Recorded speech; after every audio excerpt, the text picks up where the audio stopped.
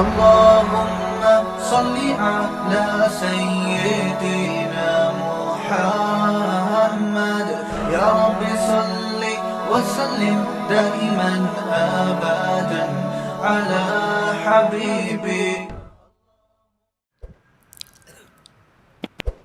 1400 سال پہلے قرآن کی یہ آیت نازل ہوئی. یا ایھا الذین آمنوا کتب علیکم الصیام کما کتب علی الذین من قبلکم لعلکم تتقون. اے ایمان والو، تم پر روزے فرض کیے گئے جیسا کہ تم سے پہلی امتوں پر فرض کیے گئے تھے تاکہ تمہارے اندر تقوی پیدا ہو جائے. یہ آیت نازل ہوئی اور صحابہ کرام نے رمضان کے روزے رکھنا شروع کیے. اس کے بعد جہاں جہاں مسلمان دنیا میں جاتے گئے، نمازوں کے ساتھ ساتھ رمضان کے روزے بھی اپنے ساتھ لیتے گئے. اور آج پوری دنیا میں جب رمضان شروع ہوتا ہے تو کروڑوں لوگ روزہ رکھتے ہیں. اس روزے میں جسمانی حکمتیں بھی اللہ نے رکھیں اور روحانی حکمتیں بھی اللہ تعالیٰ نے رکھیں. جسمانی حکمتیں، یہ جسم کی زکوٰۃ ہے. آپ کو اللہ تعالیٰ روزوں کی برکت سے صحت عطا کرتے ہیں، بہت ساری بیماریوں سے نجات مل جاتی ہے.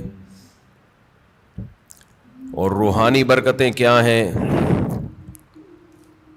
انسان کے لیے دنیا میں سب سے مرغوب چیز خوراک ہے.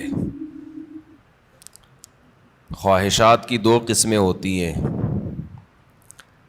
ایک خواہشات وہ ہوتی ہیں جن کا آپ کی باڈی سے تعلق ہے، جو باڈی کی نیڈ ہیں. ایک خواہشات وہ ہوتی ہیں جو اوپر کی خواہشات ہیں، لگژری لائف، گاڑی بنگلہ، اچھی ڈریسنگ، دیکھنے میں اچھا نظر آؤں، عزت ہو سوسائٹی میں، دولت ہو میرے پاس. یہ جو پہلی قسم کی خواہشات ہیں نا، جو آپ کی باڈی کی نیڈ ہیں، یہ بہت ڈینجرس ہوتی ہیں. یہ 3 قسم کی خواہشات ہیں. ایک کھانے کی خواہش، پینے کی خواہش، اور ایک جنسی خواہش جسے کہا جاتا ہے، مرد اور عورت کی ایک دوسرے کی طرف اٹریکشن. یہ تینوں قسم کی خواہشات ہماری باڈی کی ریکوائرمنٹ ہے، یہ جسم کی چاہت ہوتی ہے. یہ خواہشات پوری نہ ہوں تو ہماری باڈی متاثر ہونا شروع ہو جاتی ہے. اچھا، کچھ خواہشات ہوتی تو باڈی کی ہیں، وہ نیچرل نہیں ہیں. خواہشات تو سمجھ گئے نا کتنی قسم کی ہوتی ہیں؟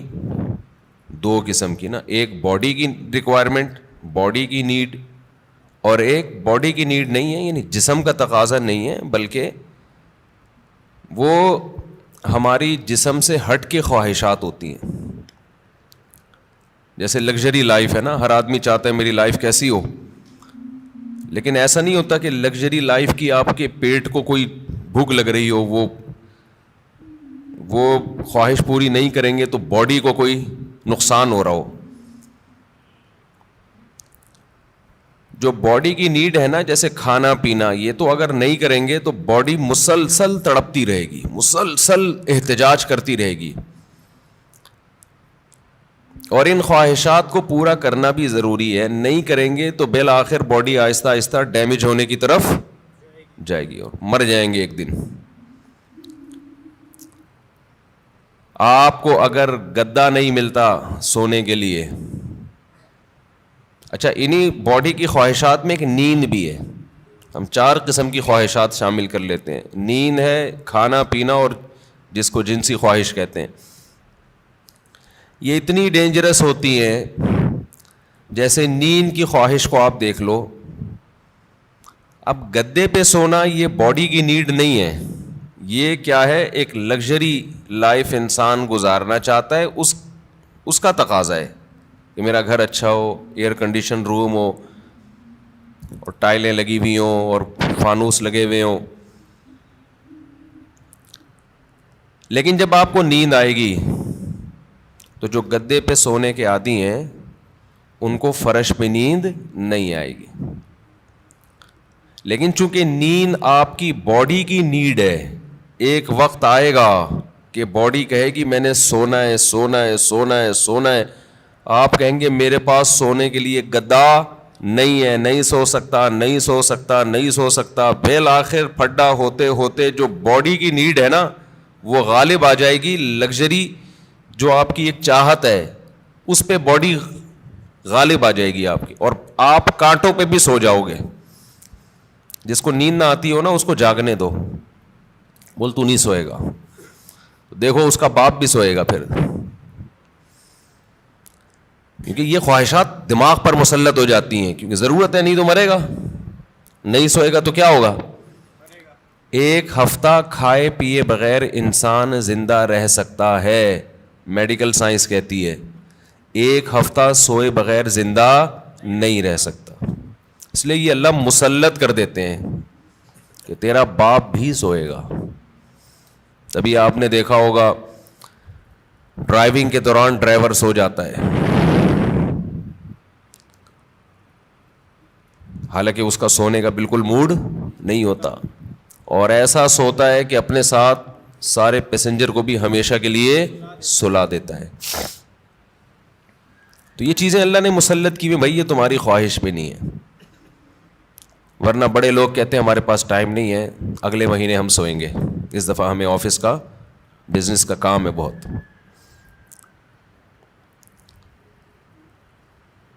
تو یہ جو جسمانی خواہشات ہیں نا, جسمانی خواہشات, ان سے ہاتھ کھینچنا آسان کام نہیں ہے,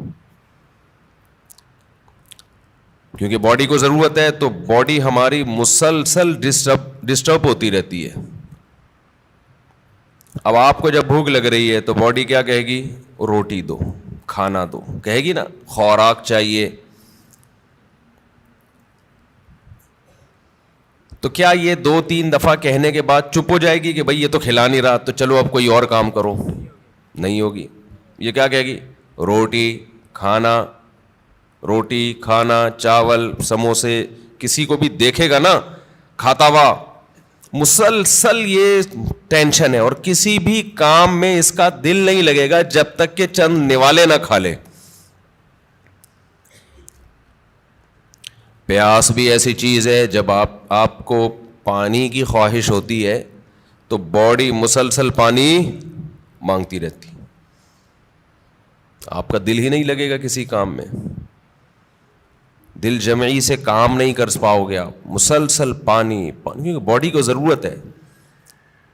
اور یاد رکھو جب ضرورت ہو باڈی خود بتاتی ہے, اس کے لیے ڈاکٹروں سے مشورہ نہیں لیا کرو کہ میں کتنے گلاس پانی پیا کروں. یہ چیزیں اللہ نے انسان کی باڈی میں انسٹال کر دی ہیں, اس میں میڈیکل سائنس کو زیادہ فری مت کرایا کرو. کھا بھی لیں پی بھی رہے ہیں, ڈاکٹر صاحب سے پوچھیں کتنے گلاس پیوں, جتنے کی چاہت ہے وہ باڈی خود بتا دے گی. ہاں اگر باڈی صحت مند ہے اور کوئی الٹے سیدھے کام نہیں کر رہے.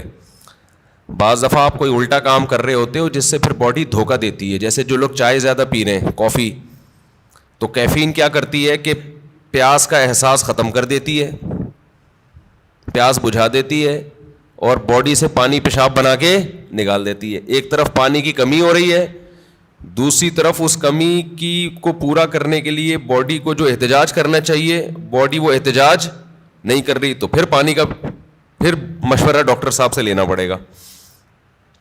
کیونکہ پھر باڈی, آپ کا جو جسم ہے نا وہ اس کی کھوپڑی گھوم جاتی ہے اس کو پتہ ہی نہیں چلتا کہ کب پانی کی ضرورت ہے کب پانی کی ضرورت نہیں ہے.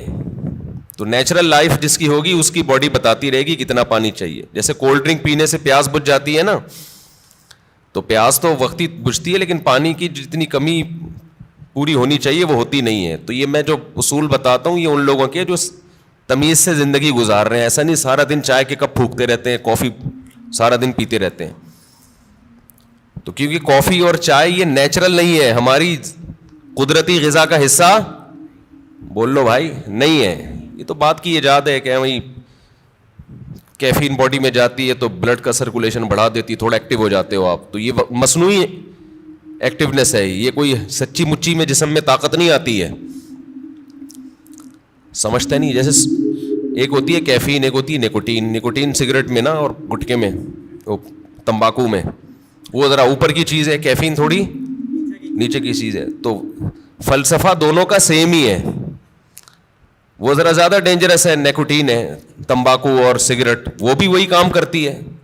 چائے ذرا کمزور چیز ہے, اس لیے اس کا وہ نقصان نہیں ہے, اس کا سگریٹ کا نقصان زیادہ ہے. پھر اس میں دھوئیں شوئیں بھی ملا لیں تو اور پھر اور باڈی آپ کی سارے وٹامنس دھوئیں سے کیا ہو جاتے ہیں, پورے ہو جاتے ہیں. تو ابھی ایک بہت باریک لڑکا آیا, سگریٹ پیتا تھا نا, اتنا باریک, اس کی شادی ہونے والی ہے. میں نے کہا دھواں نکلے گا, یہ رسک نہیں لینا آپ. ایک تو آپ اپنی صحت دیکھو, اور سگریٹ کے کس طرح سے پھونک رہے ہو, تو جو اندر جا رہا ہے, جو ان پٹ ہوتا ہے آؤٹ پٹ وہی ہوتا ہے نا.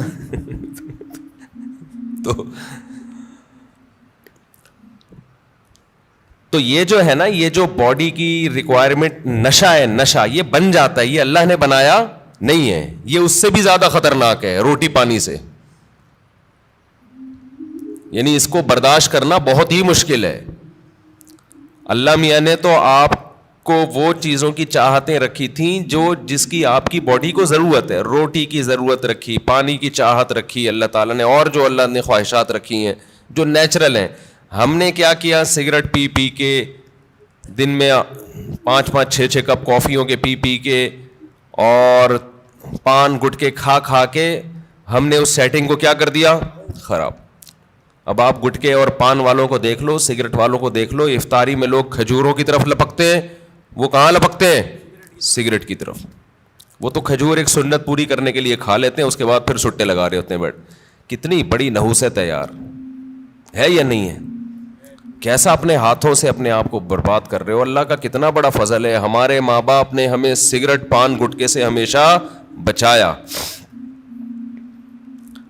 ہمارے ماں باپ کا بہت بڑا احسان ہے. اللہ ان کی قبروں کو نور سے بھر دے, ان کی پر اللہ بہت رحمت نازل کرے. بڑا کردار ہوتا ہے والدین کا اس میں. بالکل بچوں کو قریب نہ جانے دو. ہم تو ایک دفعہ, مجھے یاد ہے میں نے ایک دفعہ سگریٹ پی تھی چھپ کے, وہ بھی ایسے کہ ہمارے ایک رشتے کے تایا لگتے تھے, وہ پیتے تھے, رشتے کے تایا, دور کے تایا. انہوں نے پھینکی تو ہمیں شوق تھا تھوڑی تحقیقات کا کہ یار یہ کیا ہے, اس میں اتنا شوق سے یہ صبح شام سٹے لگاتے ہیں. تو انہوں نے پھینکی تو میں نے اٹھا لی, تو اٹھا کے میں نے کہا ذرا چک کے دیکھو نا, تو ایک کش لگایا ہے, وہ اتنی کھانسی ہوئی ہے کہ اللہ کا بڑا فضل. اور شکر ہے دیکھا نہیں کسی نے, ورنہ طبیعت سے کٹتے. طبیعت سے کیا ہوتا, کوئی گھر میں دیکھ لیتا تو کٹ جاتے طبیعت سے.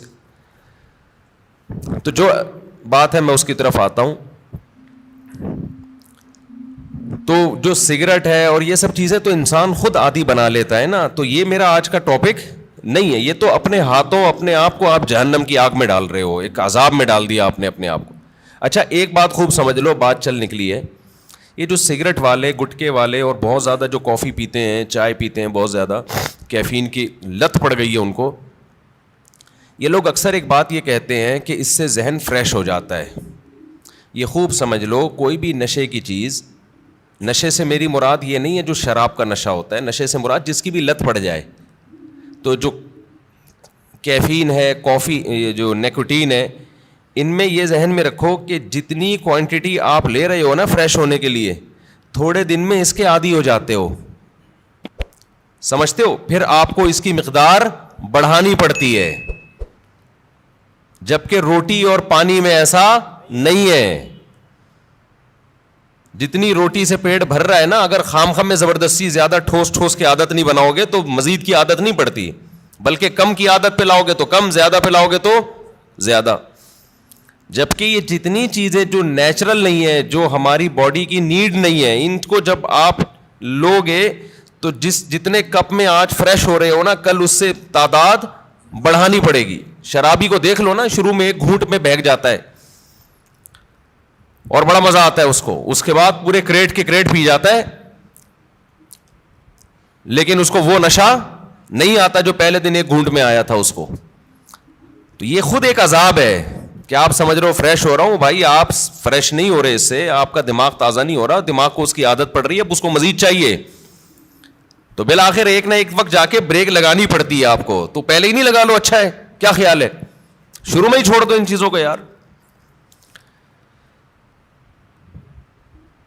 تو یہ جو ہماری باڈی کی نیڈ ہے نا, کھانا پینا اور یہ جو خواہشات ہیں, جو یہ ان کا برداشت کرنا یہ بہت مشکل ہے. اور رمضان میں اللہ انہی 3 چیزوں پہ پابندی لگا دیتے ہیں. ویسے تو 4 چیزیں ہیں نا جو بہت زیادہ انسان کو, جس کی خواہش سونا اور جنسی خواہشات اور کھانا اور پینا. تو ان میں سے 3 اللہ تعالیٰ روزے کی حالت میں کیا کر دیتے ہیں, پابندی لگا دیتے. کھانا پینا اور جنسی خواہش آپ پوری نہیں کر سکتے. سونے پر اللہ پابندی نہیں لگاتے, یہ اللہ کی رحمت ہے. اللہ چاہتے تو رمضان میں سونے پر بھی پابندی لگا دیتے, لیکن ما جعل علیکم فی الدین من حرج, قرآن کہتا ہے ہم نے دین میں تنگی نہیں رکھی. ایسا دین بنایا جو ہر دور میں ہر انسان کے لیے سوٹیبل ہو, اس کے لیے اس پر عمل کرنا ممکن. نیند کا سیٹ اپ اس میں زیادہ پریشانی ہو جاتی اور عین ممکن ہے صحت کو نقصان ہونا بھی شروع ہو جاتا. تو رمضان کا مقصد لوگوں کی صحتوں کو نقصان پہنچانا نہیں ہے, لوگوں میں خواہشات پہ کنٹرول کرنے کا جذبہ پیدا کرنا ہے. اور ویسے بھی حکمت کی بات کیا ہے کہ اللہ اگر نیند پہ پابندی لگا دیتے نا, نیند پہ, تو کیا ہوتا, لوگ مغرب کے بعد سوتے وہ فجر میں اٹھتے, کیا خیال ہے, تو نیند ڈبل کر رہے ہوتے, اس کا کوئی فائدہ نہیں تھا. یعنی نیند ایسی چیز ہے نا جب آپ پہ مسلط ہوتی ہے تو آپ کے لیے اس کو روکنا ممکن نہیں رہتا. اب دن کے ٹائم میں نیند آتی, آپ لازماً آنکھ لگ رہی ہوتی ہے آپ کی, کہیں بھی بیٹھے ہوتے آنکھ لگ جاتی ہے آپ کی. یا پھر لوگ کیا کرتے, اتنی لمبی لمبی راتوں کو نیند لے لیتے, تو جو مقصد ہے وہ حاصل نہیں ہوتا. کھانے میں بھی ایسا ہی کرتے ہیں لوگ. بھائی انہوں نے کہا کہ بھائی صبح صادق سے لے کے مغرب تک کھانے پر پابندی ہے, تو مغرب سے کھانا شروع کرو, سحری تک نان اسٹاپ, اور کھاتے ہیں. الحمدللہ پاکستانی قوم غربت مہنگائی میں بھی دبا کے پھوڑنا پھاڑنا لگا ہوا ہے. لیکن آپ جتنی بھی اسپیڈ سے جتنا بھی کھا لیں, اس کے بعد بھی بہرحال چند گھنٹوں کے بعد آپ کا معدہ خالی ہوتا ہے. تو یہ صبح صادق سے لے کے غروب آفتاب تک اتنا ٹائم ہوتا ہے کہ نان اسٹاپ آپ ساری رات بھی پھوڑتے پھاڑتے رہیں, پھر بھی 5-6 گھنٹے بعد, سحری کے 6, 7, 8, 10 گھنٹے بعد معدہ کیا ہو جائے گا, خالی, اور وہ ٹینشن ہوگی. نہیں آ رہی بات سمجھ میں میرا خیال ہے. تو اللہ میاں نے ہم سے نا یہ قربانی دلوائی ہے رمضان میں کہ تھوڑا منہ کو کیا کرو, کنٹرول.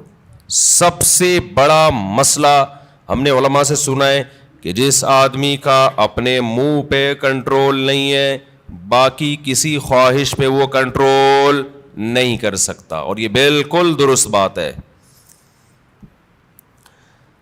دیکھو دنیا میں 2 قسم کے فلسفے ہیں, اس پر تو غیر مسلم اور مسلم سب کا اتفاق ہے کہ انسانیت کو کامیابی کی طرف لے جانا چاہیے, ہے یا نہیں؟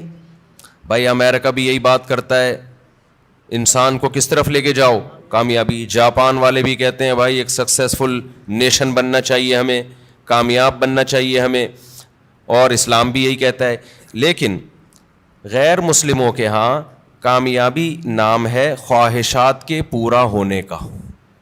آپ کی تمام خواہشات پوری ہو رہی ہیں تو آپ ایک کامیاب انسان ہیں. سمجھتے ہو کہ نہیں سمجھتے ہو؟ اگر آپ کی ہر خواہش پوری ہو رہی ہے تو آپ کیا ہیں, کامیاب. لیکن اسلام کیا کرتا ہے, آپ کی جگہ جگہ خواہشات پہ پابندیاں لگا رہا ہوتا ہے. جگہ جگہ آپ کی خواہشات پہ کیا لگاتا ہے, پابندیاں. یہ نہیں کرنا, یہ نہیں کرنا, یہ لیگل ہے, یہ انلیگل ہے, بہت ساری اور بڑی خطرناک قسم کی پابندیاں بھی لگا دیتا ہے اسلام, جس کا غیر مسلم تصور ہی نہیں کر سکتے کہ ان سے بچیں ہم. آپ اپنی مرضی سے سو سکتے ہو اسلام میں؟ عشاء سے پہلے سو سکتے ہو؟ بولو نا، یوں کر دیا کرو تھوڑا پتہ تو چلے. نہیں سو سکتے. فجر سے پہلے اٹھنا ضروری ہے یا نہیں ہے؟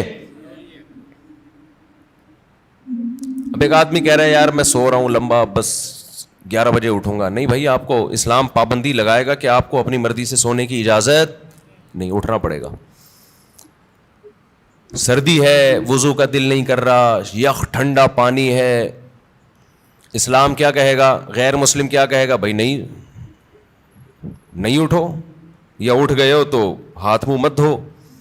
لیکن اسلام آپ پہ پابندی لگائے گا، آپ کو ہاتھ منہ دھونے پڑیں گے، چاہے ٹھنڈ لگے یا نہ لگے. بلکہ سردیوں میں وضو کرنے میں حدیث میں آتا ہے بہت زیادہ ثواب ہے. ایسے گناہ جھڑتے ہیں جیسے درختوں کے پتے جھڑتے ہیں سردیوں میں. پھر اسلام آپ پہ پابندی لگاتا ہے حلال حرام کی پابندیاں. نظر بھی اٹھا کے دیکھنے نہیں دیتا کسی انٹی کو. کتنی سخت پابندی ہے یہ نہیں ہے. گورا سوچ سکتا ہے اس پابندی، وہ تو نائٹ کلب میں جاتے ہیں، شراب پیتے ہیں، اور اسلام کہہ رہا ہے کہ نائٹ کلب جا کے زنا کرنا تو بہت ہی بڑا جرم ہے. لا تقربوا الزنا، قریب بھی نہیں پھٹکنا. کوئی انٹی جا رہی ہیں اس نیت سے دیکھ لوں کہ یار کیسی ہیں، یہ بھی آپ کے لیے کیا ہے؟ Not allowed. اچھا، جو غیر مسلم لوگ ہیں ان کیا ہے کہ انسان کی ہر خواہش پوری ہو. وہ سمجھتے ہیں کہ یہ کامیابی ہے. حقیقت پتہ ہے کیا ہے؟ جس کی ہر خواہش پوری ہوتی ہے وہ ڈپریشن کا مریض بنتا ہے. یہ بات خوب اچھی طرح کھوپڑی میں بٹھا لو. جس کی ہر خواہش پوری ہوگی وہ کیا ہوگا؟ وہ اسٹریس اور ڈپریشن میں جائے گا. وجہ اس کی ہے کہ آپ کی ہر خواہش پوری ہو سکتی نہیں ہے. اگر ہو رہی ہے نا تو اس کا نتیجہ نکلے گا کہ آپ میں خواہشات پہ کنٹرول کرنے کی طاقت ختم. ایک اسٹیپ ایسا آتا ہے جہاں کوئی نہ کوئی خواہش آپ کو قربان کرنی پڑتی ہے. دنیا میں کوئی شخص، فرعون بھی ایسا نہیں گزرا کہ اس کی ہر خواہش دنیا میں پوری ہوئی ہو. ساری پوری ہو رہی تھی، موسیٰ علیہ السلام آ گئے، ایک دم دماغ کھٹکا نا اس کا، یہ کیا ہو گیا بھائی؟ یہ تو ہوتا ہے.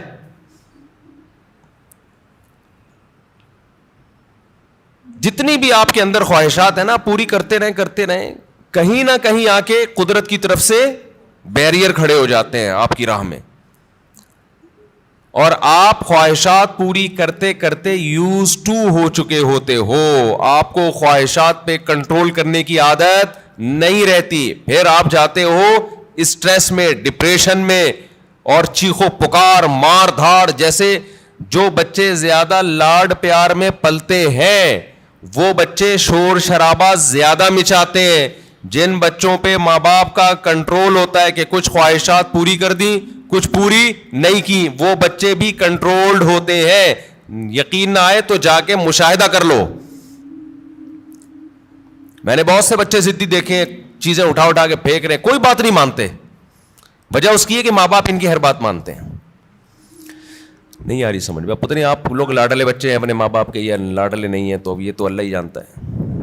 لیکن ہم نے ایسے بچے مارکیٹ میں دیکھے، ہر خواہش پوری ہو رہی ہے، بچہ چڑچڑا ہو گیا. اچھا، جس بچے کے ساتھ اس کا کوئی بہن بھائی نہ ہو وہ بھی چڑچڑے ہو جاتے ہیں. اس کی وجہ یہ کہ بہت زیادہ لاڈ پیار اس اکلوتے کو مل جاتا ہے. کیا ہوتا ہے؟ اکلوتے. دوسرا مارکیٹ میں قریب العمر ہوتے نہیں ہیں 2-4، تو ماں باپ کی ساری لاڈ کا اور پیار کا مرکز یہ اکلوتا. اس کی ہر خواہش پوری. آپ میں سے کوئی اکلوتا ہو تو پیش کی معذرت. نتیجہ کیا نکلتا ہے؟ اس کی طبیعت میں چڑچڑاپن پیدا ہونا شروع، مار دھاڑ. وہ سوسائٹی میں بسا اوقات ایک کامیاب انسان بن کے سروائیو نہیں کر پاتا. اچھا، ہمارے ایک ریلیٹیو کے یہاں نا ایک بچہ ہوا، پھر ان کے یہاں فوراً دوسرا ہو گیا اگلے سال. رپورٹ دیکھیں، رپورٹ. ہوا یہ ہے کہ جب فوراً دوسرا آ گیا 1-2 سال کے بعد مارکیٹ میں، تو جو پہلا والا تھا نا، اب اس کو تھوڑی سی جیلسی بچوں میں ہوتی ہے کہ دوسرے کو پیار کرو تو اس کو غصہ آ رہا ہے کہ اس کو کیوں پیار کر رہے ہو. بچے کرتے ہیں ایسے، آپ نے دیکھا ہوگا. تو لوگ کہہ رہے ہیں کہ یار یہ جو ان کے ریلیٹیو ہے نا, کہنے لگے یہ غلط ہوا, پہلے والے کے ساتھ ظلم ہوا ہے. ابھی اس کی عمر تھی, اس کو محبتیں ملتی, توجہ کا مرکز بنتا, مارکیٹ میں دوسرا آ گیا, جو محبت پوری اس کو ملنی چاہیے تھی وہ ڈیوائڈ ہو کے آدھی کہاں جا رہی ہے, تو یہ پہلے والے کے ساتھ ظلم ہے. سمجھتے ہو بات کو؟ تو بھائی یہ پہلے والے کے ساتھ ظلم نہیں ہے, اس کی ٹریننگ کا حصہ ہے کہ تو دنیا میں اکیلا باپ نہیں ہے, تمہارے بہن بھائی بھی ہوں گے. ابھی سے اس کے اندر برداشت پیدا ہو رہی ہے. حقیقت ہے, اس کے دل میں ایک جذبات ہوتے ہیں حسد کے, بچوں میں ہوتا ہے, بہت زیادہ جیلسی ہوتی ہے بچوں میں. ایک کو کچھ دو نا تو دوسرے کو ضرورت نہیں بھی ہو, صرف اس کو تپانے کے لیے مانگتا ہے کہ مجھے کیوں نہیں دیا. تو یہ جو برداشت اس میں پیدا ہوگی نا, جب ماں باپ دوسرے کو پیار کر رہے ہو, اس کو غصہ آ رہا ہے, یہی غصہ قدرت چاہتی ہے کہ آئے تاکہ اس میں کنٹرول پیدا ہو. یہ نہیں ہوتا نا تو یہ بڑے ہو کر عذاب بنتا ہے. پھر بڑے ہو کر پھر کیا ہوتا ہے کہ یہ کیوں آ گیا دنیا میں, میرے باپ کی وراثت جو مجھے ملنی تھی اس کو کیوں مل رہی ہے, یہ اس میں شریک کیوں ہو رہا ہے. پھر یہ یہاں تک جاتا ہے معاملہ. شروع میں یہ مسئلہ کیا کر دو, ختم کر دو کہ بیٹا اس گھر میں اور بھی ہیں, اور ممکن ہے مفتی صاحب کے ابھی میں بیانات سننا شروع کیے تو اسپیڈ اور بھی بڑھ سکتی ہے ہماری, عین ممکن ہے, اگلے سال نیا ماڈل بھی آ سکتا ہے. تو اب یہ جلتے ہی رہو بیٹھ کے, یار اسی کو قبول کرو. اور پھر ایک اہم بات یہ کہ بچہ ماں باپ کی توجہ کے لیے بہن بھائی کو وقتی طور پہ برداشت نہیں کرتا, لیکن اللہ نے ایک ایسا بچے میں ایک سافٹ ویئر ڈالا ہوا ہے کہ وہ اپنے بہن بھائیوں سے محبت بھی ٹوٹ کے کرتا ہے. یہ تو آپ اس کو دے رہے ہو نا, ماں باپ اس نئے ماڈل کو جب پیار کرتے ہیں, محبت دیتے ہیں, تو پرانے ماڈل کو تکلیف ہوتی ہے. یہ ہے اس کی جیلسی. لیکن آپ ذرا کوئی تھرڈ پرسن اس نئے ماڈل کو ہاتھ اٹھا کے دیکھے, پرانا ماڈل آڑ بن کے کھڑا ہو جائے گا کہ میرا بھائی ہے, میری بہن ہے, تو کون ہوتا ہے ہاتھ اٹھانے والا. تو یہ جو محبت اور قربانی کا جذبہ ہے, یہ بھی نئے اور پرانے میں جب کم وقفہ ہوگا اور نیا ماڈل جلدی آئے گا, تو پرانے ماڈل میں اپنے بہن یا بھائی کے لیے لڑنے کا جذبہ یہ بھی جبھی پیدا ہوگا. نہیں آ رہی بات؟ اور یہ تھوڑا سا نئے اور پرانے کو بڑا ہونے دو, پھر ان کے آپس میں کھیل کود دیکھو, محبتیں دیکھو کیسی ہوں گی. تو یہ جو فضول قسم کے لبرل لوگوں کی فضول باتیں ہیں نا کہ ابھی تو پرانے والے کو ٹائم زیادہ چاہیے تھا, ایکچولی نیا والا آ گیا مارکیٹ میں, تو ایکچولی یہ ٹوپی ڈرامے یہ کسی اور کو گنتیاں سکھانا جا کے ساری نیچرل لائف کا بیڑا غرق کر دیا. بچے کو اپنے جیسا بچہ چاہیے بھائی کھیلنے کودنے کے لیے, اس کو ماں باپ سے زیادہ ضرورت بہن بھائیوں کی ہے. ماں باپ تو صرف کیئر کرتے ہیں کہ کیا کر رہا ہے, خراب تو نہیں ہو رہا, سٹے تو نہیں لگا رہا, ایسا تو نہیں تایا نے سگریٹ پھینکی اٹھا کے پی رہا ہے. ماں باپ کا کام صرف یہ نگرانی کرنا ہے. باقی تو اس کو جو اس کی جو انٹرٹینمنٹ والی لائف ہے, جو اس کو انٹرٹین کرے گی, وہ تو بہن بھائی کریں گے. خوش رہے گا, کھیلے گا, کودے گا, انہیں کے سے سیکھے گا, مارے گا, روئے گا, پٹے گا بھی, پیٹے گا بھی. یہی تو لائف ہے اس کی.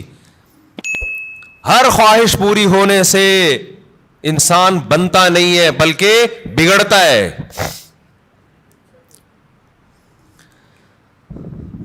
بچوں کی سیلف رسپیکٹ, ہم بھی اس کے قائل نہیں ہے کہ بچوں کو مارا پیٹا جائے, ماں باپ بگاڑ دیتے ہیں مار پیٹ کے, لیکن یہ جو سیلف رسپیکٹ اور یہ ابھی اس کو بڑا ہونے دو میرے بھائی, ابھی چھوٹا ہے, ابھی اس کو تربیت کی ضرورت زیادہ ہے. اس کو بدتمیزی مت کرنے دو بڑوں کے ساتھ. اس کو بتاؤ تم چھوٹے ہو ابھی بیٹا, تم ہمارے باپ ہم ہی ہیں, محبت ملے گی آپ کو, لیکن ہمارے باپ بننے کی کوشش مت کرنا. جو گھر میں پکے گا تیرا باپ بھی وہی کھائے گا. وہ میرا بیان مشہور ہوا تھا نا, پاٹھا کھا لو پاٹھا. بچوں سے مائیں پوچھتی ہے نا, بیٹا پاٹھا کھا لو, نہیں پاٹھا نہیں کھاؤں گا. اچھا چلو ڈبل روٹی کھا لو, نہیں ڈبل روٹی نہیں کھاؤں گا. اچھا چلو اس پہ یہ جیم لگا دوں, نہیں جیم کیوں لگایا. یہ وہ پورا بڑا زبردست میم چلی تھی وہ. تو وہ اس کی اماں آخر میں اس کو جب سمجھایا جائے, ایک تھپڑ لگا, یہ کھا لے گا, جو تو کھلائے گی وہی کھائے گا. تو کہتے نہیں بچوں کو موٹیویٹ کرو. اس میں نے کہا تھا موٹی تو اپنا تو ویٹ کر پہلے, تجھے خود اپنے منہ پہ کنٹرول نہیں ہے تو بچے کو کہاں سے تو کنٹرول سکھائے. ہماری والدہ تو ہمیں بتاتی تھی یہ کھا لو, اور چمٹا گرم گرم ہوتا تھا. بعض دفعہ مجھے بچپن سے شوق تھا مرغوب غذائیں کھانے کا. آلو کی بھجیا پکی ہوئی ہوتی تھی بعض دفعہ گھر میں, اور مولی کہ پتہ نہیں پتے بعض اب ہماری اماں کو بڑا شوق تھا, ہمیں نوالا حلق سے ہی نہیں اترتا تھا, ہمیں نہیں یاد پڑتا, ہماری اماں نے کہا چل تمہارے لیے میں یہ کر لیتی ہوں, یہ کھانا پڑے گا آپ کو, گھر میں کیا ہے یہی پک. تو اب ہم نہیں غصہ کر سکتے تھے, ہماری اماں چمٹا دکھاتی تھی, چمٹا یہ لگے گا, لگاتی نہیں تھی لیکن ڈراتی تھیں. اور جب ہم دیکھتے تھے کہ ہمارے والد صاحب بھی وہی کھا رہے ہیں, ہم سوچتے تھے ہمارا باپ بھی یہ کھا رہا ہے تو تیرے باپ کو بھی یہ کھانا پڑے گا. اور یہ ذہن میں رکھو, یہ جو خواتین پریشان ہوتی ہیں ایکچولی بچے کی غذائی ضرورت پوری نہیں ہو رہی, بچہ ایکچولی وہ جو آلو کی بھجیا پکی ہے وہ کھا نہیں رہا, تو ایکچولی اس سے منرلز کی کمی, بچے میں کوئی کمی نہیں ہوتی. اتنا زیادہ ضروری نہیں ہے کھانا پینا جتنا بنا لیا ہے لوگوں نے. بڑھے گا وہ, اس کا باپ بھی بڑھے گا.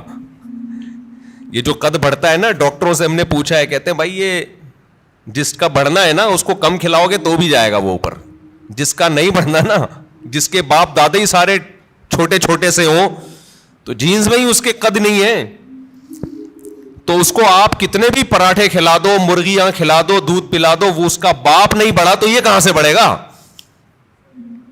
سمجھتے ہو, اکثر بتاتا ہوں نا, ایک آدمی نے ایک چھوٹے سے قد کی خاتون سے شادی کر لی تو بچے بڑے ہی نہیں ہو رہے تھے, تو وہ خاتون کھلا رہی ہیں بچوں کو, بیٹا کھا لو بڑے ہو جاؤ گے. کہتا ہے یہ بڑے نہیں ہوں گے, یہ اور چھوٹے ہوں گے, ان کے ساتھ کے پودے لایا تھا وہ بڑے ہو گئے ہیں, یہ اتنے کے اتنے ہی ہیں. تو یہ نا بچوں کے کھانے پینے کو زیادہ سروں پہ مسلط مت کیا کرو, کچھ نہیں ہوتا. اچھا کھلاؤ بھلے تھوڑا کھائیں, آج تھوڑا کھائیں گے بھوکے رہیں گے, اگلے ٹائم پہ خود ہی چھین چھین کے کھائے گا پھر وہ. تو یہ بازاری چیزیں نہیں کھانے دو بس بچوں کو.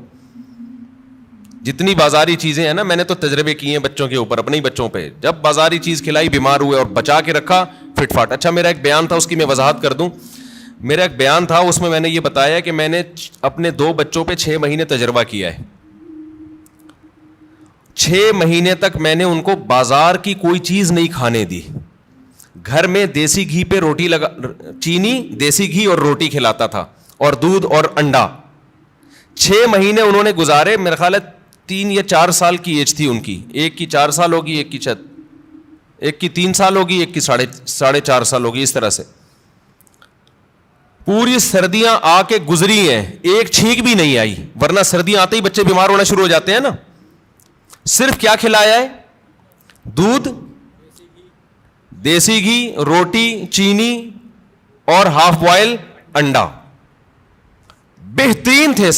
اچھا جیسے ہی 6 مہینے گزرے ہیں, یعنی سردیاں آ کے بھی گزر گئی ہیں, ایک دن ہلکی سی کھانسی ہلکی سی ہوئی ہے, تو یہ بنفشہ شہتوت گرم پانی میں ڈال کے 1 چمچ پلا دیا ان کو, وہ اس کے بعد وہ بھی نہیں ہوئی, رات کو سونے سے پہلے نا. بہترین 6 مہینے گزارے انہوں نے, کوئی بیماری نہیں, کوئی چھینک نہیں, کچھ بھی نہیں. 6 مہینے کے بعد کیا ہوا ہے کہ کوئی ریلیٹو آئے, انہوں نے بسکٹ کھلا دیے, اور اسی کے بعد طبیعت خراب ہو گئی. پہلے تو پیٹ خراب ہوا, پھر کسی نے کولڈ ڈرنک پلا دی, پھر یہ ہوا, پھر وہ وغیرہ وغیرہ وغیرہ. مجھے اندازہ ہو گیا کہ یہ جو بچوں کی صحت کا مسئلہ ہے نا, گھر کی چیزیں کھلاؤ گے تو ایک دم بہترین صحت رہے گی. اچھا اس پہ میرے کچھ لوگوں نے اعتراض کیا کہ لو بھائی مفتی صاحب چینی کھلا رہے ہیں بچے کو, چینی کون سی کوئی نیچرل ہے؟ نہیں آ رہی بات سمجھ میں؟ یعنی ہم چینی کھلائیں, چینی تو خود نقصان دہ ہے. تو یاد رکھیں, میں نے کبھی نہیں کہا کہ چینی بہت فائدہ مند چیز ہے. میرا مقصد یہ ہے کہ ایک نقصان دہ چیز ہم نے کھلائی, پھر بھی نقصان نہیں ہوا, باقی نقصان دہ چیزوں سے بچا لیا. ورنہ بہتر تو یہ کہ چینی نہ کھلائیں آپ. چینی کون سی کوئی آب زمزم تو دھلی ہوئی مخلوق ہے؟ نہیں آ رہی سب, ان کی سمجھ میں بات نہیں آ رہی ہے. بھائی چینی جو ہے نا, چینی وہ خود بھی کوئی اچھی چیز نہیں ہے, لیکن ایک غلط چیز بھی کھلا دی, 20 غلط چیزوں سے بچا لیا, تو بھی اس کی اتنی برکتیں نظر آئی ہیں. تو اگر آپ اس سے بھی بچا لیں تو نور النارو, شہد کھلا دیں, گڑ کھلا دیں. سمجھتا ہے کہ نہیں سمجھتے ہو؟ تو بچوں کی لیکن کنٹرول کرنا پڑتا ہے بچے کو, بڑا اور زیادہ عرصہ نہیں, تھوڑے دن تک کنٹرول کرو گے تو پھر وہ عادی ہو جائے گا.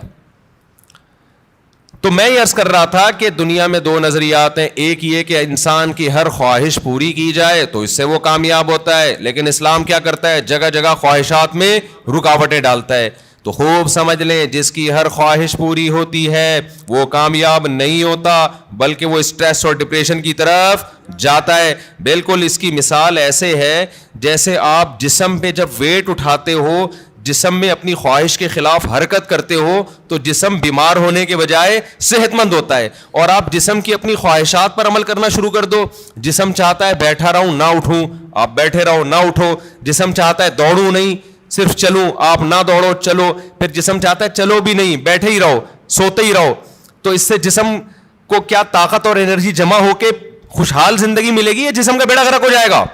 تو ایسے ہی یاد رکھو انسان کی روح اس وقت خوش ہوتی ہے جب روح پہ بوجھ ڈالا جائے, روح باڈی بلڈنگ کرے, روح جاگنگ کرے, روح ویٹ اٹھائے. اور یہ ٹینشنوں کے ویٹ ہے جو روح اٹھاتی ہے.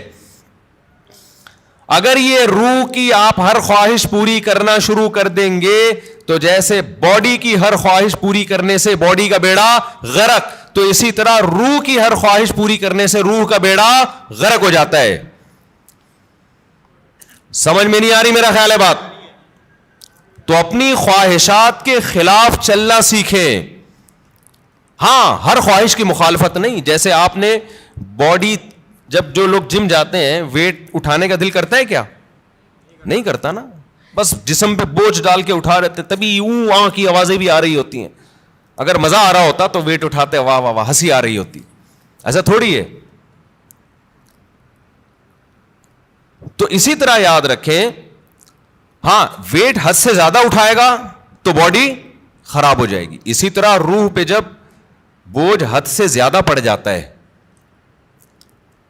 تو پھر روح خراب ہونا شروع ہوتی ہے. لیکن یہ اللہ کی رحمت ہے کہ اس نے ہماری روح پہ حد سے زیادہ بوجھ ڈالا ہی نہیں ہے.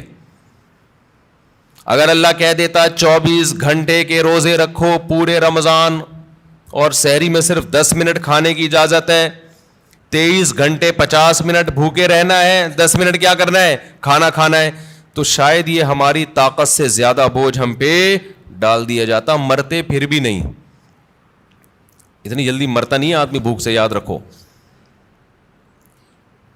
لیکن یہ ممکن ہے کہ ہم پہ ہوتا نہیں ہم سے.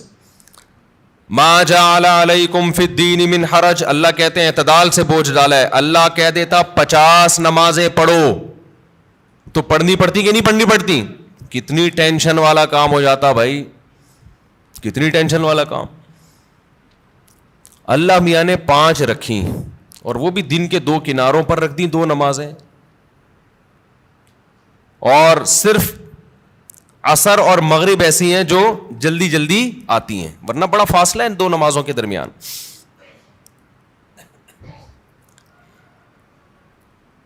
اللہ میاں نے حکم دیا نظر کی حفاظت کرو, لیکن ساتھ میں نکاح کی ترغیب بھی دے دی. تو آسان کر دیا نا. اگر یہ ہوتا کہ عیسائیوں میں پادریوں کی طرح پادریوں کو حکم تھا کہ شادی نہ کرو, جیسے کہ انہوں نے خود بنایا ہوا تھا, ان کے مذہب کا نہیں تھا, لیکن دوسری طرف زنا پر بھی پابندی, تو ڈپریشن میں جاتے کہ نہیں جاتے؟ اللہ میاں نے کہا بھائی نظر کی حفاظت کرو, اور یہ بھی ہمارے فائدے کے لیے. اگر اللہ حکم دیتے نظر کی حفاظت نہ کرو لیکن صرف زنا سے بچو, تو زنا سے بچنا بہت مشکل ہو جاتا, کیونکہ جو برائیوں میں پڑتے ہیں نظر کی حفاظت نہیں کرتے ان کے لیے زنا آسان ہو جاتا ہے, اور جو نظر کی حفاظت کرتے ہیں ان کے لیے زنا مشکل ہوتا ہے. تو یہ بھی ہمارے فائدے کے لیے حکم دیا کہ بھئی ایسا کام ہی مت کرو کہ اس کی طرف تمہاری برائی کی طرف توجہ جائے تمہاری. اللہ میاں نے حکم دے دیا ماں باپ کی اطاعت کرو, فرما برداری کرو, لیکن اس کی بھی ایک لمٹ رکھ دی, ایک حد رکھ دی. یعنی کوئی ایسا حکم نہیں ہے جو ایسا بوجھ ہم پہ ڈالا جا رہا ہو جو ہمارے بس میں ہو ہی نہیں. سود کو حرام قرار دے دیا لیکن مزاربت اور شرکت کو جائز قرار دے دیا. آپ کسی کو لون دے کے متعین نفع لیتے ہو کہ 1 لاکھ پہ 2,000 روپے 5,000 حرام ہے, لیکن ایسا نہیں کہ پابندی لگا دی. اللہ نے کہا یہی 1 لاکھ روپے دو, جو پروفٹ ہوگا اس میں شرکت کر لو. سمجھ میں آ رہی ہے بات؟ جو پروفٹ ہوگا اس میں کیا کر لو بھائی, تجھے جتنا پروفٹ ہوگا اس میں اتنے فیصد میرا. اب وہ گھننا بن کے پروفٹ بتانا پڑے گا اس کو. اور جو سرمایہ دار لوگ ہیں نا وہ پروفٹ بتانا نہیں چاہتے, وہ کہتے ہیں ہم آپ کے 1 کروڑ سے جتنا بھی اٹھائیں آپ کو اتنا ملے گا بس. اسلام کہتا ہے نہیں بھائی پیسہ اس کا لگ رہا ہے تو اس کو بتاؤ تو صحیح کتنا کما رہا ہے تو. ابے 1% بھی دو گے نا آپ. دیکھو آپ نے زید کو 1 کروڑ روپے دیے, زید کو کہا تو 1 کروڑ سے جتنا بھی کمائے گا نا بے شک مجھے 1% دے دے, لیکن پرسنٹیج ہونی چاہیے 1%. اس کا فائدہ کیا ہوگا؟ وہ 1 کروڑ پہ آپ کو 1 لاکھ دے گا نا, آپ کو فوراً پتہ چل جائے گا وہ کمبخت 99 لاکھ کما رہا ہے. سمجھ میں آ رہی ہے بات؟ سود خور یہ وہ اپنا پروفٹ بتانا نہیں چاہتا. 1% بھی دے گا نا آپ کو یہ تو پتا چل جائے گا نا جب 1% 1 لاکھ ہے تو اس کا مطلب باقی 99 کتنا ہے؟ وہ 99 لاکھ ہے. اس کا مطلب یہ گنا میرے 1 کروڑ سے 99 لاکھ کما رہا ہے اور مجھے کتنا دے رہا ہے؟ 1 لاکھ.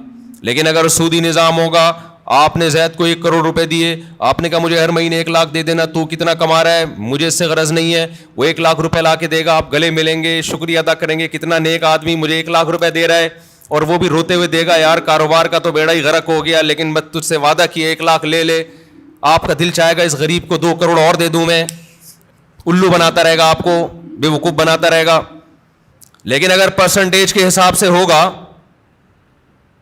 تو آپ نے جب زید کو 1 کروڑ دیے, آپ لوگ کو سمجھ میں ہی نہیں آ رہا تو بزنس کہاں سے کرو گے جو تمہاری سمجھ میں اتنی باتیں نہیں آ رہی. مجھے لگ رہا ہے آپ کے چہروں سے کہ جو میں کہہ رہا ہوں اوپر سے گزر رہا ہے آپ کے. زید کو آپ نے 1 کروڑ روپے دیے, آپ نے کہا مجھے جتنا پروفٹ ہوگا اس میں 1% چاہیے, وہ 1 لاکھ روپے لے کر آیا, تو آپ سمجھ جاؤ گے یہ کمبخت کتنے کما رہا ہے؟ 99 لاکھ. اب اس کو رونے کی اجازت, وہ رونے کا بہانہ نہیں کرے گا, اور آپ کو اس سے مانگو گے بھی کہ جو جتنا پروفٹ ہوا ہے مجھے دکھاؤ تاکہ پتہ چلے کہ یہ واقعی 1% بنتا ہے کہ نہیں بنتا ہے. تو اللہ میاں نے سود پہ پابندی لگائی, مگر تجارت کو اللہ نے حلال قرار دیا. اگر اللہ سود پہ بھی پابندی لگا دیتا, مزاربت پہ بھی, شرکت پہ بھی, تو پھر ہم حرج میں پڑ جاتے, ہم تنگی میں پڑ جاتے, ہمارے لیے کاروبار کے راستے بند ہو جاتے. لیکن اللہ نے ہمارے لیے دین میں تنگی نہیں رکھی بلکہ آسانی رکھی ہے. سمجھتے ہو کہ نہیں سمجھتے ہو؟ تو اسی طرح اللہ میاں نے لیکن بوجھ ڈالا ہے ہمارے اوپر. یہ نہیں کہا کہ بالکل فری سٹائل کی زندگی گزارو گے, کوئی ٹینشن ہی نہیں ہوگی. یہ کامیابی نہیں ہے, ٹینشنیں اٹھانی پڑیں گی. بہت ساری ٹینشنیں لگا دی اللہ میاں, اور اس ٹینشن سے فائدہ کیا ہوتا ہے کہ ہماری روح وزن اٹھاتی ہے, جس سے روح ٹینشن سے بچتی ہے, روح صحت مند ہوتی ہے, اور روح ڈپریشن اور اسٹریس کی طرف جانے سے بچ جاتی ہے. تبھی آپ کو مسلمانوں میں خودکشی کا ریشو دوسری قوموں کی نسبت کم نظر آئے گا. مسلمانوں میں ڈپریشن کے مریض دوسری قوموں کی نسبت کم نظر آئیں گے, حالانکہ ڈپریشن والے کام مسلمانوں میں بہت زیادہ ہیں. مسلمان غیر مسلم ایک ڈپریشن پالنے کے لیے تیار نہیں, مسلمان 4 ڈپریشن کی بات کرتے ہیں. آئی بات سمجھ میں؟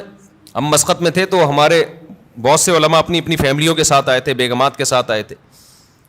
تو ایک مولانا صاحب نئے پہنچے تو وہ میزبان نے ان سے پوچھا مجبوری ساتھ میں ہے یا بغیر مجبوری کے آئے ہیں؟ میں نے کہا یہ کیا کہہ رہے ہیں؟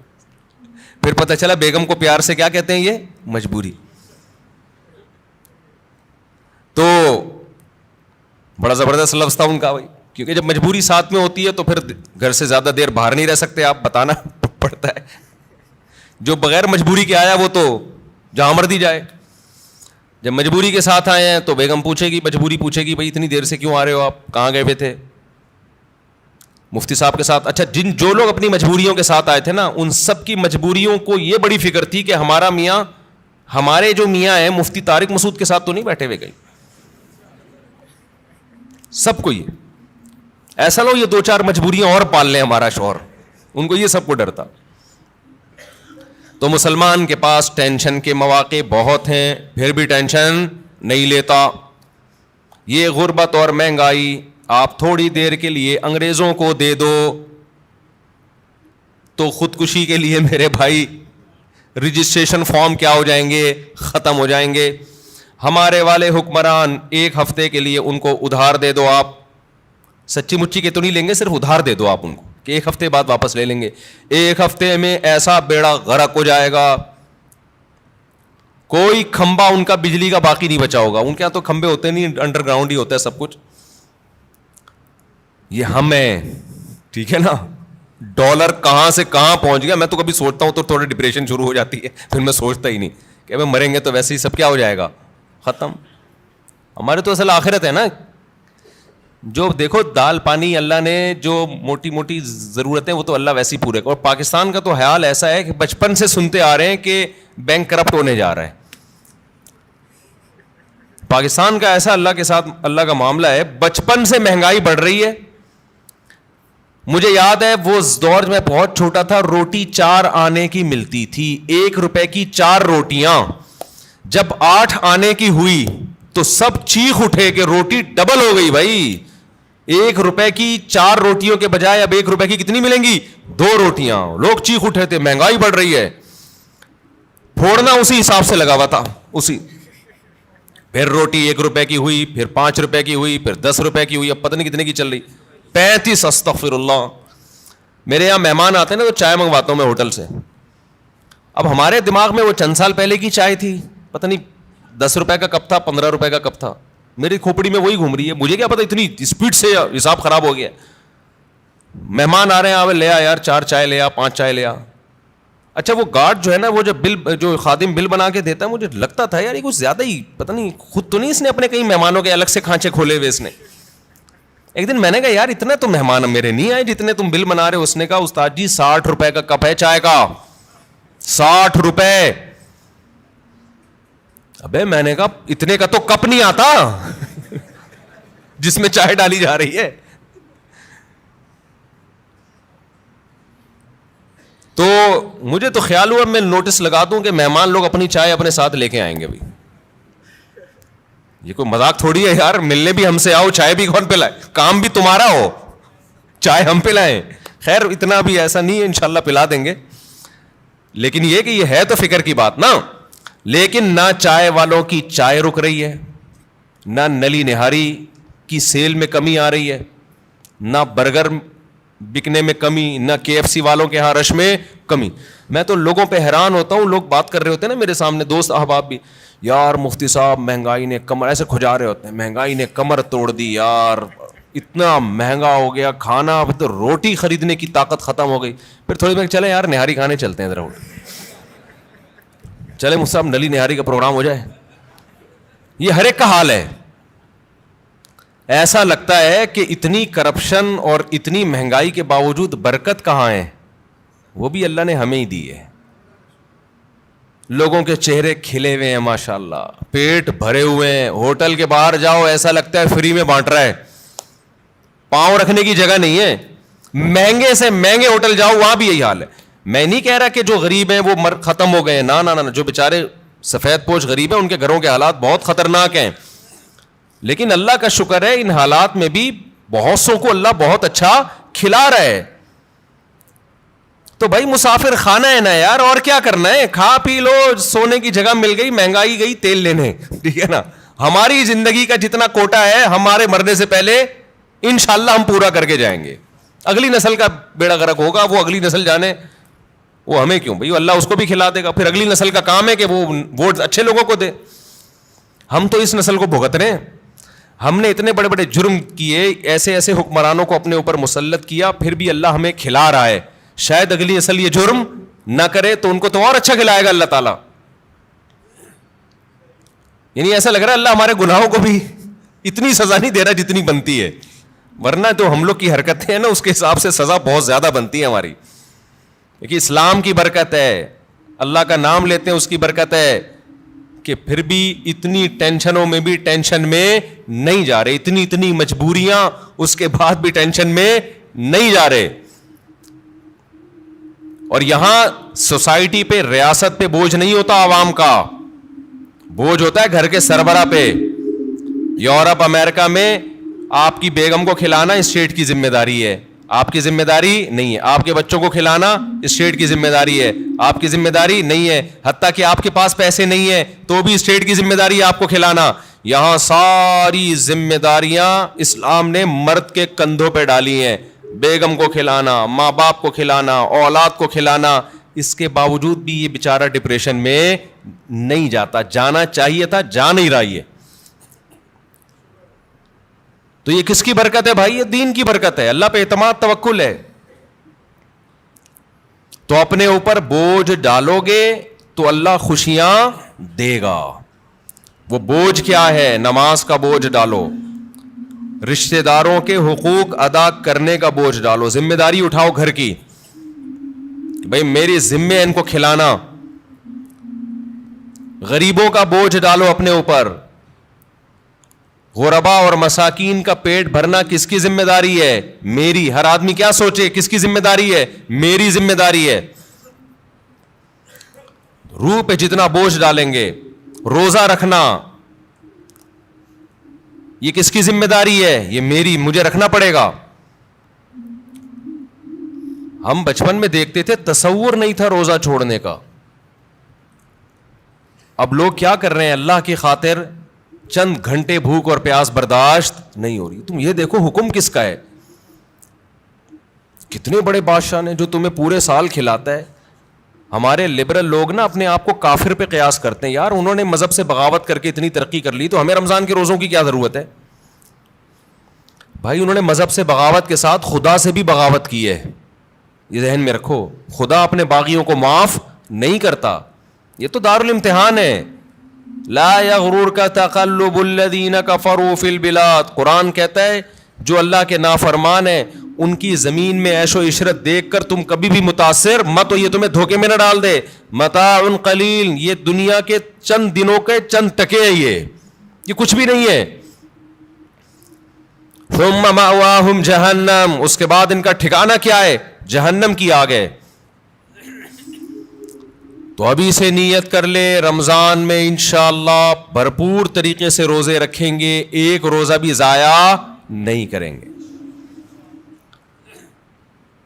وقتی ٹینشن ہے روزہ رکھنے میں, لیکن نبی صلی اللہ علیہ وسلم نے فرمایا للصائم فرحتان, روزے دار کو اللہ دو خوشیاں دیتا ہے. ایک خوشی تو آخرت میں ملے گی جنت کی صورت میں, ایک خوشی افطار کے وقت. سارا دن آپ اپنے کھانے پینے پہ کنٹرول کرتے ہیں. دیکھو کھانے پینے پہ کنٹرول کرنے میں صرف یہ ٹینشن نہیں ہوتی بھوک اور پیاس کی, بڑی ٹینشن یہ ہوتی ہے کسی کام میں دل نہیں لگتا انسان کا. روزہ رکھے نا کوئی بھی کام تمیز سے ہوتا نہیں, عادت ہی نہیں ہے. جن لوگوں کو صبح ناشتے کی عادت ہے, ناشتہ کر کے آفس جاتے ہیں, بڑے فریش ہوتے ہیں, وہ ناشتہ کیے بغیر جا رہے ہوتے ہیں. جن لوگوں کو عادت ہے شام کو سٹا لگانے کی, چائے و پینے کی, وہ بغیر چائے کے. تو زبان خشک اور وہ آہستہ آہستہ, باڈی کی تو ضرورت نہیں ہوتی اتنا کھانے پینے کی, لیکن عادت. تو لائف کہتے ہیں نا بورنگ لائف ہو جاتی ہے, بور ہونا شروع ہو جاتے ہیں, کسی کام میں دل نہیں لگ رہا. لیکن جب اللہ تعالی ہمیں افطاری کے دسترخوان پہ بٹھاتے ہیں, چند نوالے پیٹ میں اترتے ہیں, کیسی طبیعت فریش ہو جاتی ہے. یہ عام دنوں میں طبیعت میں یہ لذت انسان محسوس نہیں کرتا. تو اللہ نے کیا فرمایا, نبی نے کیا فرمایا کہ ایک روزے دار کو جو خوشی ملے گی وہ آخرت میں ملے گی, اور ایک خوشی دسترخوان پہ جب وہ افطار کرتا ہے وہ بھی بڑی مزے کی خوشی ہوتی ہے. اور میں آپ سے ایک گزارش کرتا ہوں, اس کا مذہب سے براہ راست تعلق نہیں ہے, میڈیکل سائنس سے ہے, لیکن مذہب بھی صحت کو کی ترغیب دیتا ہے نا صحت بنانے کی. رمضان میں ایک کام آپ کر لیں, تھوڑا کھانے پینے پہ کیا کر لو میرے بھائی, کنٹرول کر لیں. ہوتا یہ ہے کہ صبح سحری سے لے کے رات تک مغرب تک جب ہم بھوکے پیاسے رہتے ہیں, ہماری باڈی کا فیٹ ختم ہونا شروع ہوتا ہے, باڈی نتھرنا شروع ہوتی ہے, جسم کی زکوٰۃ نکلنا شروع ہوتی ہے, جسم فریش ہونا شروع ہوتا ہے. اس کے بعد جو حساب کتاب افطار کے وقت میں پھوڑنا پھاڑنا ہوتا ہے, اس سے باڈی کی ایسی کی تیسی ہو جاتی ہے. رمضان میں ہارٹ اٹیک کے واقعات میرا خیال ہے عام دنوں سے زیادہ ہی ہوتے ہیں. بھائی اللہ میاں نے کھانے کی چھٹی دی ہے, پھوڑنے کی چھٹی, کھانے اور پھوڑنے میں کیا ہے بولو, فرق ہے. نبی صلی اللہ علیہ وسلم نے فرمایا بدترین برتن جس کو بھرا جائے نا وہ انسان کا پیٹ ہے. کوئی برتن فل بھرا ہوا اللہ کو اتنا برا نہیں لگتا جتنا انسان کا پیٹ برا لگتا ہے اللہ کو. میں نہیں کہہ رہا کہ حرام ہے زیادہ کھا لیں آپ, حلال حرام کی بات نہیں ہے, ناپسندیدہ شریعت کی نظر میں بہرحال ہے, حرام نہیں ہے. اب آپ کہیں گے بھوکے پیاسے بھی کھانے بھی نہیں دے رہے اللہ میاں, ابھی بھی پابندیاں لگا رہے. اللہ پابندی نہیں لگا رہا, لگا کھا لو, پھوڑ دو, جتنا پھوڑنا پھوڑ دو, پڑے ہوئے خود ہی ہو گئے نا, پھوڑ دو, حرام نہیں ہے لیکن پسندیدہ کام نہیں ہے. تو رمضان میں آپ اپنے آپ کو عادی بنا سکتے ہیں کم کھانے کا, اچھا کھانے کا. میں بھی سموسے پھوڑتا ہوں, پکوڑے پھوڑتا ہوں, لہذا میں آپ کو یہ کہوں کہ سموسے نہ کھائیں, پکوڑے نہ کھائیں, یہ غلط ہو جائے گا. جب میں کھانے لگوں گا میرے گھر والے میرا ہی بیان چلا دیں گے کہ آپ خود لوگوں کو بول رہے ہو کہ سموسے مت کھاؤ اور خود کیا کر رہے ہو, کھا رہے ہو. لہذا میں ایسی بات کیوں کروں جو میں خود نہیں کر رہا. لیکن ہم سب مل کے عزم کر لیتے ہیں آپس میں کہ تھوڑا کیا کریں گے, کنٹرول. میں بھی کوشش کروں گا. اب گھر والے کہیں گے بیان دیکھو, میں کہا میں نے کوشش کا وعدہ کیا تھا, تو کوشش ہی تو ہو رہی ہے کہ میرا ہی بیان مجھے ہی سنایا جا رہا ہے. کوشش کی جا سکتی. سموسے بھی کھا لیں اعتدال سے. میں نے بہت دیکھا ہے لوگوں کو افطاری میں بہت زیادہ پھوڑتے ہیں, مسائل کھڑے ہو جائیں گے آپ کے لیے. شربت پہ شربت پیے جا رہے ہیں, چینی کے نا پیے جا رہے ہیں, کولڈ ڈرنک پہ کولڈ ڈرنک پیے جا رہے ہیں. اچھا کمال کی بات یہ کہ افطاری میں طبیعت سے پھوڑتے ہیں, پھر نماز کے بعد آ کے کھانا کھاتے ہیں. یہ آج تک کم از کم میری کھوپڑی میں یہ چیز نہیں آئی ہے کہ اب کھانا کیسے کھا رہے ہو یار. یا تو ایک کھجور سے روزہ افطار کیا ہوتا ہے, نماز پڑھ کے آگے کھانا کھاتے ہیں. یہ بہت جگہ ہم نے دیکھا ہے, افطار پارٹیوں میں بھی ہوتا ہے. پہلے افطار پارٹی میں کیک, پیسٹریاں, سموسے, پکوڑے اور چکن اور کیا کچھ ہوگا, وہ کھانے کے بعد چلو جی اب جماعت سے نماز پڑھے, اب کھانا لگا ہوا ہے. اب مجھے کہہ رہے ہو تو وہ کھانا لگا دیا. کھانا کیسے, یہ کیا کھایا ہم نے بھائی. ایک آدمی نے کم از کم 6 سموسے کھائے ہیں اور اتنے پکوڑے کھائے ہیں, تو اب کھانا کیا. تو لوگ کہتے ہیں کھانا روٹی سالن کو کہا جاتا ہے اور چاول کو کہا جاتا ہے. یہ جو ہم نے کھایا ہے کھانے سے پہلے, جو نماز سے پہلے افطاری میں, یہ روٹی سالن نہیں تھا. یہ سموسے, پیسٹریاں, پکوڑے اور پتہ نہیں رول اور کیا کیا چیزیں آ رہی ہیں, یہ تو وہ تھا. پیٹ جو ہے نا, پیٹ, اس کو نہیں پتا کھانے کی ڈیفینیشن ہندوستان اور پاکستان میں کیا چل رہی ہے اس وقت. پیٹ یہ دیکھتا ہے کہ اوپر سے کوئی چیز آ رہی ہے, اس کو ہضم کرنا شروع کر دو. پیٹ اسی کو کھانا کہتا ہے. نہیں آئی بات میرا خیال ہے. ایک دفعہ ہمارا پشاور جانا ہوا تو ہمارے کچھ میزبان تھے, وہ ماشاءاللہ پٹھان لوگ تو ویسے ہی بڑے سخی ہوتے ہیں. انہوں نے کیا کیا, میرے لیے نا دیسی مرغیوں کی وہ لا کے رکھ دی. دیسی مرغیاں نا روسٹ, بڑی زبردست تھی وہ, رانے اس کی بھنی ہوئی. ہم نے پھوڑ دی. وہ ماشاءاللہ بڑے ہیوی کھانا تھا, تو میں نے اچھی طرح طبیعت سے کھا لیا, بڑا مزہ آیا. میں تو کہا ہو گیا کھانا بھائی, اتنی دیر میں اب کھانا آ رہا ہے. اب میں مجھ پہ نا, کیونکہ وہ پھر کھلاتے بھی زبردستی ہیں, مجھ پہ راشا تاری ہو گیا. میں نے کہا اللہ خیر کرے اب کیا ہوگا. انہوں نے کہا وہ سب کھانا. میں نے کہا بھائی ہمارے اندر تو طاقت نہیں ہے. انہوں نے کہا تمہارے باپ کو بھی کھانا پڑے گا. ان کا یہ الفاظ نہیں تھے, لیکن اسٹائل اسی قسم کا تھا. وہاں ایسا نہیں ہو سکتا کہ کھانا آئے اور آپ نہیں کھاؤ. پھر ہم نے کھایا, تھوڑا سا کھایا. تو افطاری میں کیا کر رہے ہوتے ہو بھائی, تو آپ بہترین آپ تجربہ کر کے دیکھ لو میرے مشورے پر. افطاری میں شربت نہ پیو آپ. میں آپ کو بتا رہا ہوں, آپ کا دماغ ایسا فریش ہو جائے گا نا, آپ کہو گے واہ مزہ آ گیا بھائی. اکثر آپ نے دیکھا ہوگا افطاری کرتے ہی لوگ ٹن ہو جاتے ہیں, دیکھا ہوگا نا. مغرب کے بعد گھر جاتے ہیں, بستر سے اٹھا ہی نہیں جاتا. پھر تراویح میں ایسے جھوم رہے ہوتے ہیں جیسے جن پر لگتا ہے کسی نے کوئی قبر سے مردہ اکھاڑ کے لا کے یہاں کھڑا کر دیا ہے.